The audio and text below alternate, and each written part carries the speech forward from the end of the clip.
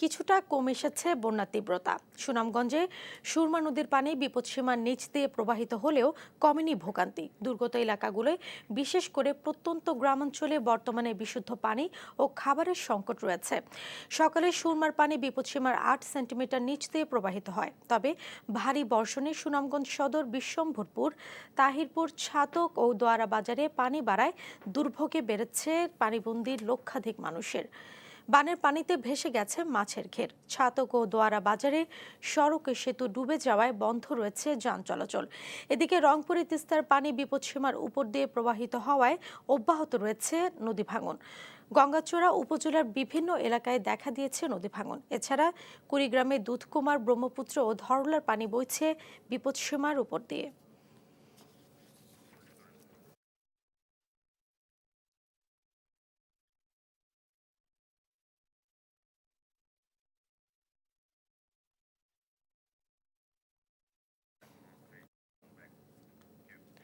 বন্যা পরিস্থিতির খবর জানাতে দেশের বিভিন্ন প্রান্ত থেকে এবার সরাসরি যুক্ত হচ্ছেন আমাদের সহকর্মীরা।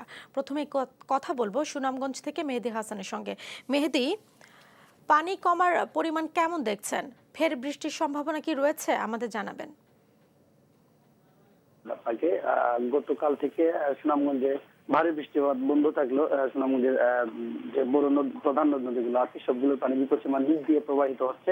তবে সুনামগঞ্জের পৌরশহরের যে প্লাবিত এলাকাগুলো সেগুলো এখনো অপরিবর্তিত আছে। আমি আপনাকে যদি দেখাই যে আমি এই মুহূর্তে দাঁড়িয়ে আছি সুনামগঞ্জ পৌর শহরের সুলতানপুর এলাকায়। এই এলাকার এখনো প্রায় এই 30টি বাড়িঘর এখনো পানিতে নিমজ্জিত আছে।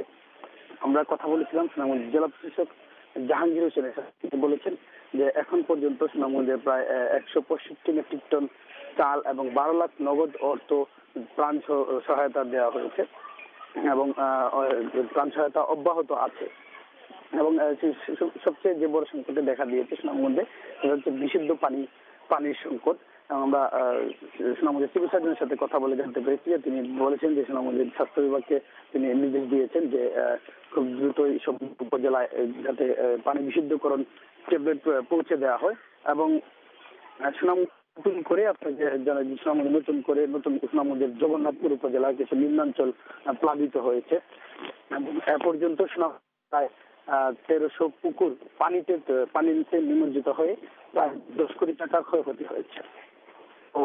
সব বিষয় মিলে আসলে পানি সুরমা নদীর পানি কিছুটা কমলেও বন্যার যে ভোগান্তি থেকে জেসিকা। এবারে যুক্ত হচ্ছেন কুড়িগ্রাম থেকে মাইনুল ইসলাম সাগর। সাগর, পানিবন্দী চরে মানুষের সহায়তায় কোনো পদক্ষেপ নেওয়া হয়েছে কি? জেসিকা, আপনাকে ধন্যবাদ। কুড়িগ্রাম একটি মঙ্গা পীড়িত এলাকা। আপনি জানেন যে এই কুড়িগ্রামে 73% মানুষ দরিদ্রতার সীমে বসবাস করে। কয়েকদিনে টানা বৃষ্টি উজানের ঢলে এই কুড়িগ্রামে নদ নদীর পানি ক্রমান্বয়ে বৃদ্ধি পাচ্ছে। তিস্তা নদীর পানি স্বাভাবিক রয়েছে, তবে দুধকুমার, গঙ্গাধর, ব্রহ্মপুত্র ও ধল্লা নদীর পানি বর্তমানে বিপদসীমার উপর দিয়ে যাচ্ছে এবং 2 থেকে 3 সেন্টিমিটার পানি ইদানিং বেড়ে গেছে। এই পানি বাড়ায় কুড়িগ্রাম জেলায় প্রায় 500 হেক্টর জমির ফসল এখনো আপনি জানেন যে এখনো পানির নিচে। এগুলো কাটতে কৃষকদের অনেক কষ্ট হচ্ছে। পাশাপাশি অনেক মৎস্য খামারি যারা আছেন, অনেক মৎস্য খামারি কিন্তু পানিতে ভেসে গেছে। আর চরে যে আবাদকৃত ফসল, সেই ফসলগুলো পানিতে ডুবে কিন্তু একবারে নষ্ট হয়ে গেছে।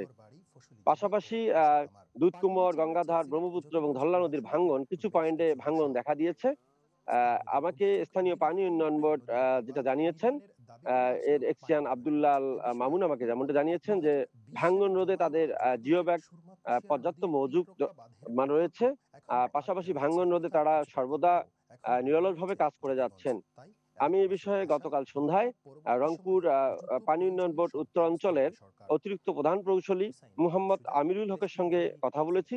তিনি আমাকে যেমনটা জানিয়েছেন যে ভাঙ্গন রোধে তারা সতর্ক রয়েছেন এবং ভাঙ্গন রোধে তাদের পর্যাপ্ত জিও ব্যাগ মজুদ রয়েছে। ভাঙ্গন রোধের প্রয়োজনীয় ব্যবস্থা গ্রহণের জন্য সর্বদা তারা কাজ করে যাচ্ছেন মাঠে এবং তাদের পর্যাপ্ত জনবল রয়েছে। এবং স্থানীয়রা আমাকে যেমনটা জানিয়েছেন যে চরের অনেক ফসল পানিতে ডুবিয়ে গেছে এবং পাশাপাশি তাদের যে ধান পানিতে তলিয়ে গেছে উফশি এবং হাইব্রিড, এতে করে তারা এই ধানগুলো কাটতে প্রতি বিঘায় 5 থেকে 7,000 টাকা ক্ষতিগ্রস্ত হচ্ছেন। এই ছিল আমার কাছে সর্বশেষ সংবাদ।